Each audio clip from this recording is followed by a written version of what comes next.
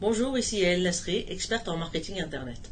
On me pose très souvent la question de savoir est-ce qu'on a besoin d'un site internet de nos jours quand on a une présence sur Facebook ou Instagram qui suivait déjà beaucoup.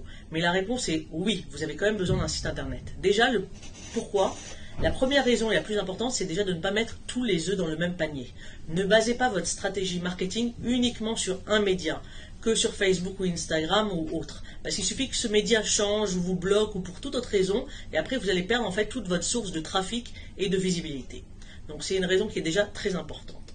Mais aussi, il y a des personnes qui ne sont pas sur Facebook ou Instagram, soit parce qu'ils sont un peu plus âgés, soit parce qu'ils n'aiment pas les réseaux sociaux, et ça serait dommage qu'ils ne vous trouvent pas autre part. Et si vous avez un site internet, ce site a une chance d'être référencé sur Google, et donc que des personnes vous trouvent aussi en dehors des réseaux sociaux. De plus, comme je le disais, il y a beaucoup de personnes qui recherchent encore sur Google. Quand ils ont une question, quand ils recherchent un prestataire de service ou autre, ils le recherchent sur Google.